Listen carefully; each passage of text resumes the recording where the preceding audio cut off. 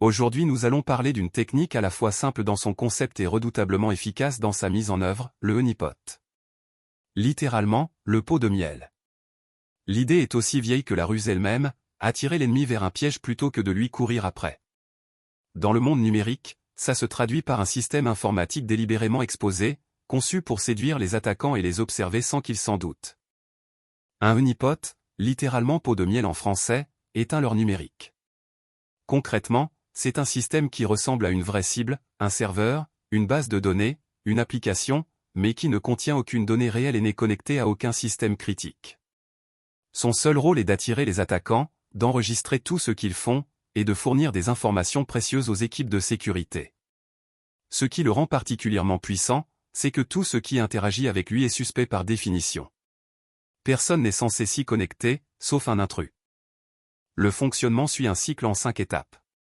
Premièrement, le déploiement, on installe un système qui simule un environnement réel avec des failles apparentes et des données factices suffisamment crédibles pour attirer l'attention. Deuxièmement, l'attraction, l'attaquant découvre le système, souvent via un scan réseau, et tente de l'exploiter en pensant avoir trouvé une vraie cible. Troisièmement, la surveillance, chaque action est enregistrée avec précision, les outils utilisés, les vulnérabilités exploitées, les commandes exécutées, le timing.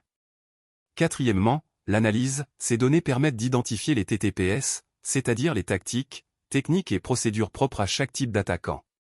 Et cinquièmement, la protection, les enseignements tirés viennent renforcer les vraies défenses de l'organisation.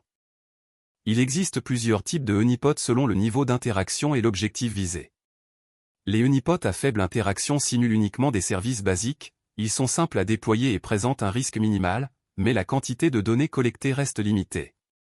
Les honeypots à haute interaction sont des systèmes réels entièrement fonctionnels, bien plus riches en informations mais qui nécessitent une surveillance constante car un attaquant pourrait en prendre le contrôle. Les honeypots de recherche sont utilisés par les académiciens et les chercheurs en sécurité pour étudier les nouvelles menaces à grande échelle. Enfin, les honeypots de production sont intégrés directement dans l'environnement d'entreprise pour dévier les attaquants des systèmes critiques vers un leurre crédible. Comme tout outil de sécurité, le honeypot a ses forces et ses limites.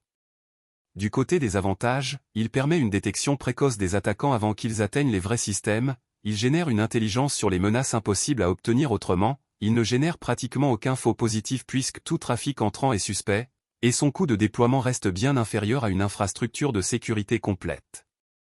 Mais attention au risque, un honeypot mal configuré peut devenir un point de pivot permettant à l'attaquant de rebondir vers le vrai réseau. Les attaquants expérimentés peuvent aussi l'identifier et l'éviter, ce qu'on appelle le fingerprinting. Et comme tout système, il demande une maintenance régulière pour rester crédible et sécurisé. Quand on déploie plusieurs honeypots interconnectés, on parle de honeynet, un réseau entier de leurres. L'architecture typique comprend 3 zones, Internet côté attaquant, le honeynet qui contient les faux serveurs, web, base de données, messagerie, et enfin un système de monitoring centralisé, souvent un SIEM, qui enregistre et analyse tout le trafic. L'isolation réseau est fondamentale, les honeypots doivent être strictement séparés du reste de l'infrastructure pour éviter tout pivot. Le logging doit être exhaustif, chaque paquet entrant et sortant est capturé. Des alertes en temps réel notifient les équipes dès la première intrusion, et les données collectées peuvent ensuite faire l'objet d'une analyse forensique approfondie. Les honeypots sont utilisés dans des contextes très variés. Les gouvernements les déploient pour détecter les campagnes d'espionnage étatique ciblant des infrastructures critiques. Les banques et institutions financières s'en servent pour surveiller les tentatives de vol de données clients. Les grands fournisseurs cloud les intègrent pour protéger leurs environnements multitenants contre les mouvements latéraux. Et la recherche académique utilise des honeynets à grande échelle pour étudier les botnets et les malwares.